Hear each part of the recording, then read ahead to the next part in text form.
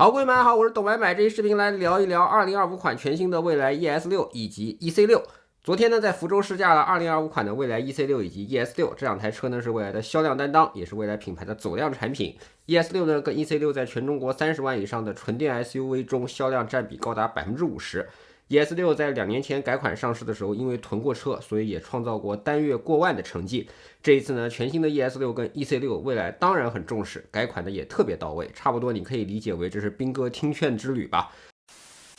这次试驾会搞得也很不错，自由度非常高，而且呢，试驾时间很长，2天的时间里呢，我 ES6、EC6 都开了，而且呢，我还把它开去了平潭岛，走了一些高速，拍了一些片段，应该比大多数人的试驾活动要开得更加深入一些。外观上呢，与前作相比，最大的不同在于前脸的改变 ，ET9 的外形设计进行了下放，他们给了这台车锐利的棱角，也抬高了车的进气格栅的高度，一定程度上呢增加了力量感。颜色呢也把蔚来 ET9 啊 ES8 才能选择的月灰银给下放了，这个颜色呢其实是饱受好评的，兼顾大气与冷峻。EC6 呢以及 ES6 的外观是经得起时代的考验的，不管是在典型的展示区，还是你把车停在路边随手一拍，好的设计一眼高级，不需要你去解释。难能可贵的是，蔚来不抄袭也不致敬，有自己的车辆的设计传承，这就是蔚来10多年造车的能力。延续了前作得奖无数的白车身，2024年就在欧盟 Euro NCAP 拿到5星认证。因为蔚来卖欧洲，所以国内版本与欧洲版本是一样的白车身，一样的气囊，全铝车身后地板以及 CD 柱也都是一体压铸的。反正呢，安全是蔚来的基操就是了。继续标配 ADB 大灯，就是高速公路可以抠像的大灯，继续标配，这个功能很实用哦。结合激光雷达对于路况的识别 ，ADB 大灯照射的非常远，抠像效果很好。对于高速公路或者没有照明的小道来说，其实你开着的是远光灯，但是又不影响对面的车，距离远，而且本方视线很安全，属于一个用过就回不去的功能。有人说呢，这样如何去反击别人呢？你该闪的时候就闪啊，你手动闪灯矩阵是全亮的，对方看到的是太阳。不过呢，文明驾车不推荐这么用就是了。从前唇延伸到侧身的黑条，这一次换成了高亮的黑条，增加了在光线下，尤其是黑色光线下的质感。光线强烈照射的时候，远看会觉得这个车是不是很高，选装了空悬？其实不是啊，纯粹是高亮的黑饰条在强光下的效果。全系呢继续标配激光雷达，到2025年了，已经没有人质疑在车顶放激光雷达这件事了吧？反而没有的人会去淘宝去买一个激光雷达罩子给它贴上。这个呢，其实也是蔚来从 ET7 时代就开始引领行业的设计。轮毂方面呢 ，ES6 与 EC6 这次都设计了一批新轮毂。本次试驾车呢是大家所喜欢的知雪轮毂，在24款上就可以选，选装价格呢是3500块钱。静态车上呢有一批全新设计的大轮毂，比如这台月辉银的展车配备了21寸锐羽轮毂，轮胎呢也换成了米其林的 PS4 SUV 版，估计呢这会是最贵的一个轮毂。玻璃呢，这次值得一说，标配隔音隔热双层镀银前挡风玻璃。其实呢，以前也是标配的，只不过呢，过去别人不标，那蔚来傻乎乎的给它标配了。行业中呢，偶尔有那么1-2个公司把它标配了之后，他就赶紧拿出来夸，搞得蔚来这样明明是标配的，好像不说这件事了，就成了不标配一样。升级的部分呢，前排侧窗升级到了 IR PVB 夹层玻璃，红外线隔绝能力比普通的双层夹胶玻璃又高了50%。蔚来呢，甚至还买了几个克鲁克斯辐射剂。这个球的原理非常简单啊，红外线照进来的时候，真空球内的叶片就会旋转，你明显看到侧窗玻璃关闭之后，球就立刻停止了。那更直观的方法呢，是用红外线测量仪来测量，实测呢，这个玻璃可以隔绝到95%以上啊，属于对贴膜店老板的背刺了，有没有？紫外线呢更加不用担心，每一代 NIO 车型 UVA、UVB 的隔绝都是99.9%以上，是600多。嗯，我一样挨个版。好，我这是毫瓦每平方米吧？对，好的。微瓦每平方，微瓦每平方厘米，每平方厘米。好的，直接变成0了，直接变成100%了。好的。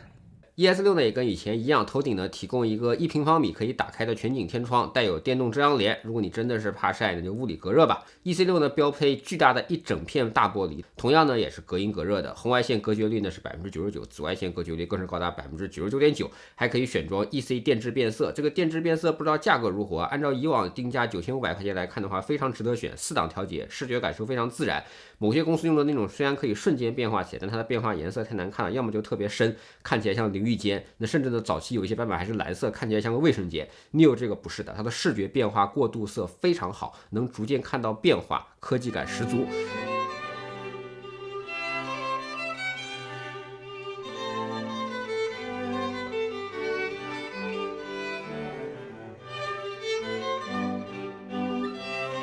打开车门呢，就是未来引领行业的感应式门把手，把手内侧呢安装了电容，手只要搭在门把手上，门就会自动弹出，轻拉即可。电吸门呢，当然也是全系标配的。开门之后呢，巨大的改进扑面而来啊，大横屏，源自 ET9 的横屏设计 ，Tandem 双层串联 AMOLED 的屏幕，比传统的 OLED 其亮度呢又提升了，寿命呢还延长了4倍以上，同时呢降低了约20%的能耗。苹果只在 iPad Pro 这个级别的平板上使用了这个技术，而且别忘了 Neo 所用的屏幕都是车规级的 AMOLED， 这也是未来不省钱的原因啊。那顺便说一句，哪怕蔚来旗下的大众品牌乐道最便宜的车型 L60 使用了17.2寸加 3K 的 LCD 屏幕，它的整个屏幕素质都要比小米苏7的屏幕好。无它，你为不会吹，只会好好的做产品而已。那全系依然标配了10.2寸的 HDR 仪表盘， 2K 分辨率，相比呢老款看起来更薄了一些。仪表台呢也采用了胡桃木标志的藤木正式退出历史舞台。你看蔚来终于学聪明了，选了人人都知道贵的木头，提供了2个50瓦的风冷无线充电板，这个可太重要了，有2个手机的人狂喜。即使你没有2个手机，你副驾也可以优雅的快充了嘛。屏幕下方呢是出风口，这样的设计呢是为了前排的风量更好循环。出风口内做了双层遮挡设计，小物件呢是不容易掉下去的，手指也塞不进去，而且鼓风机也不在门口这儿，不会割到手指的，你就放心吧。水杯架呢跟 ET9 一样，选择了可隐藏的盖板设计，盖板的阻尼呢手感细腻丝滑。有朋友担心会不会放了水之后挡手，我帮大家测试了一下，人机工程做得很好，不管是3.9点的握持方向盘还是单手扶着方向盘，都不会被这上面放着的水挡手。方向盘与 ET9 一样采用了多功能按键设计，是的，未来过去的产品呢被吐槽物理按键过少，这回呢不是加回来了吗？主屏幕下方呢也加了一个自定义按键，现在呢驾驶模式可以直接在方向盘来切换了，仪表菜单栏的切换呢也可以直接在方向盘来点击了，360影像呢更是可以单击呼出了。这个很有用啊，默认的泊车视图下面呢就有轮毂视角，如果你不是泊车状态开进狭窄的位置，提前打开360也不需要喊 Nomi 打开了，在特定的场景下呢这会更加方便。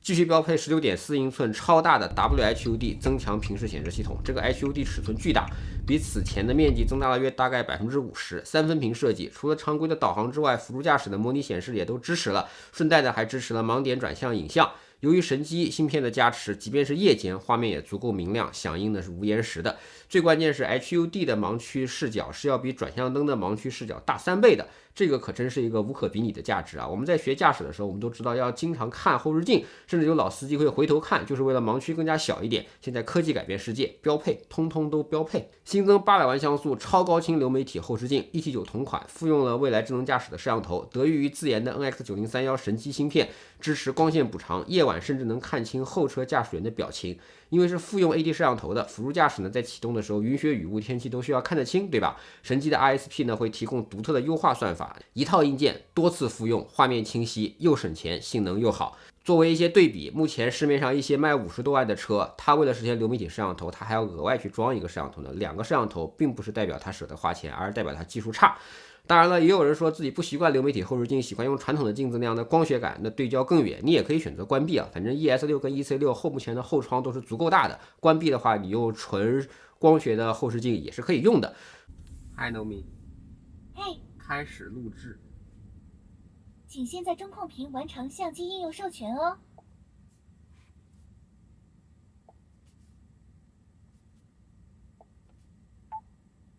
说到未来流媒体的后视镜清晰，我还可以多说一点啊。一些品牌的行车记录仪画面是土黄色的，因为那是给智能驾驶芯片用的数据 RYYB 的摄像头造成的。未来呢提供了高达5路高清摄像头的行车记录仪，本身数据量就十分巨大了。因为神机的性能足够好，它还可以独立处理一路人眼视觉的画面，给到行车记录仪，给到人眼来看。这个就是芯片强的能力。这还没完啊，跟 ET9 一样 ，ES6 跟 EC6 都可以录制车内外的影像，支持全景画面的录制。它调用了车辆在不同位置的摄像头，你知道通过算法让不同位置的摄像头的光轴保持了一致，这样才能拼接全景画面吧。这在一些游记中可以起到记录旅行生活的作用，但其实还有一个更广泛的功能，在后期会通过 OTA 推送的，叫做 A 柱盲区消除视角。总之呢，得益于软硬件的加持，未来的配置很高，想象力非常丰富，针对大家常用的痛点，不管是盲区影像还是流媒体后视镜，它都做得很好。甚至于视频记录怎么样让 A 柱没有盲区，别家根本想不到或者想到也做不好的产品，未来的体验一定是更好的。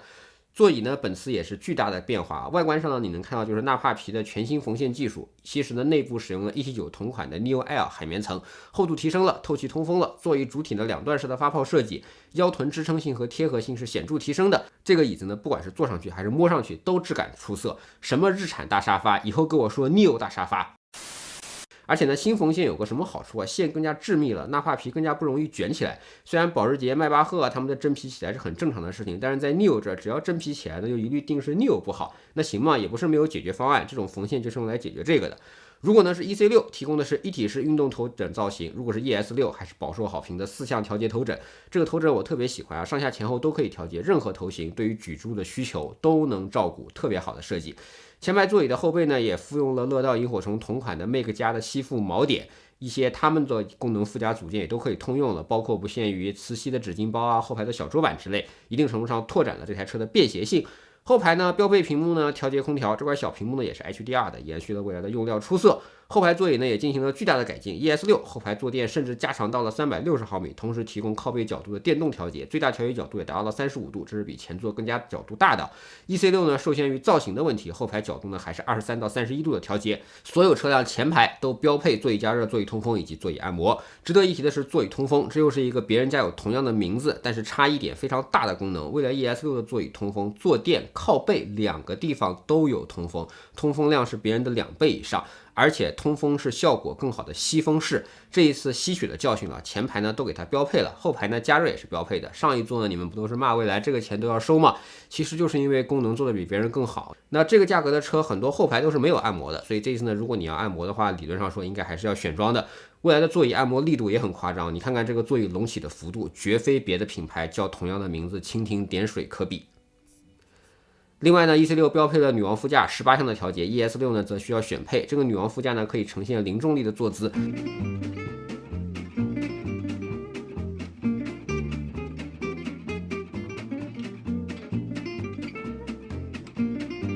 你看一下未来的零重力啊，在座椅倾倒之后，坐垫的尾端还会进行一次向上抬升的，就是为了防止你的腰部，防止你的内核悬空。就这个抬升机构是要塞到座椅里面的，工程师要动不小心思的。大家都叫零重力，未来做的又更加好。同时，这个零重力座椅也是支持一键倾倒、一键回收的，包括你的脚托都是可以电动回收的。顺便说一句，未来的全部车型都是没有扶手箱的，并且把防火墙尽量向前推，所以 ES6 跟 EC6 的副驾空间可以做的极大，尤其是腿部空间。经常坐副驾驶的同学 ，ES6 跟 EC6 的副驾空间要比有上5.1米长的车还要大。这些东西如果你没有买过很多车，没有开过很多车，你压根不知道未来做的有多好。还有 ES6 以及 EC6 在纵向高度的优化特别出色，你打开车门之后，不仅说地台是完全平的，甚至地台整体下沉了大概5厘米左右，给你更好的空间感，这也是工程奇迹啊！说什么未来换电影响头部空间，那都是给自己没有买过换电车，给自己没有试驾过换电车去找补的。你去试试看，去看一看。造车啊，未来干了10几年了，而且技术就这么先进，甚至超越了一些普通大众的预期，这些点点滴滴啊都是成果。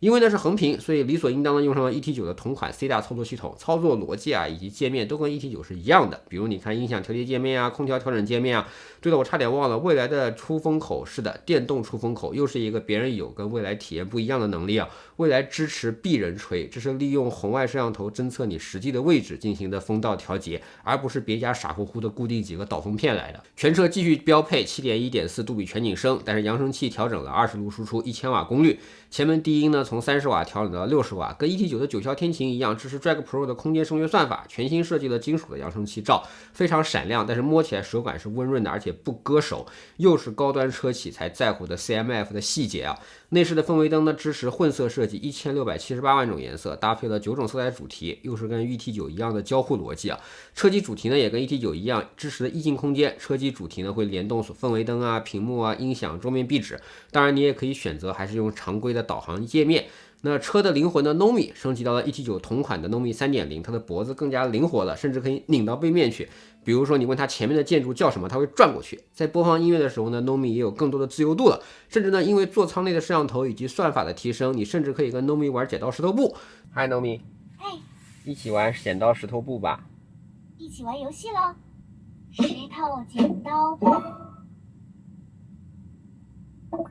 你赢了，继续。剪刀石头布，打了个平手，再来。剪刀石头布，你赢了，继续。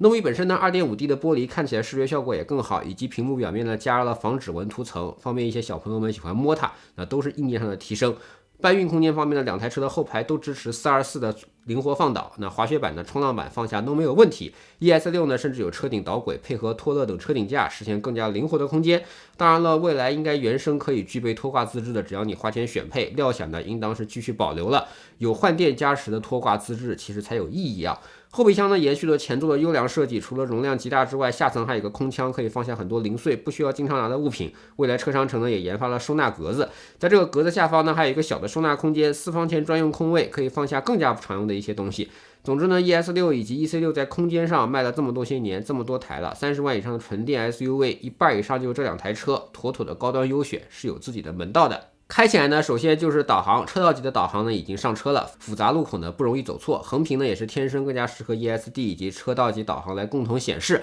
标配双电机，碳化硅的功率模块，前150千瓦感应，后210千瓦的永磁电机，未来自研。全系的电动机呢进行了更好的噪音控制，从源头呢去消除噪音。100公里官方加速的成绩应该是4.4秒，实测应该是4秒到4.1秒，未来一直都是反向虚标，这也是高端品牌不一样的地方。刹车卡钳呢，未来是自研的4活塞卡钳，是的，这个价格的一些车型还在跟乐道一样用浮动卡钳呢。未来 ES6 跟 EC6 都标配的4活塞定钳，标配用料良心，赚你钱的地方只有卡钳喷色。如果你喜欢橙色的话，你就给未来赚点钱；不喜欢或者不想自己去外面喷也行吧，反正卡钳你不花钱，只是颜色不同，没有性能的区别。悬架方面，本次最大的变化是更新了液压衬套的硬件，衬套以及弹簧的刚度都变软了，继续呢 ET9 的功能下放，新增了行业首个面向后排乘客的后排尊享加成模式。他们调整了加速踏板的感知啊，放缓了加速的响应啊，都是为了减少后排晕车的。同时呢，通过颠簸路面的时候平顺性也提升了。这些东西呢都是软硬件共同结合的成果，这个推荐大家自己去试一试啊。我给几个方向，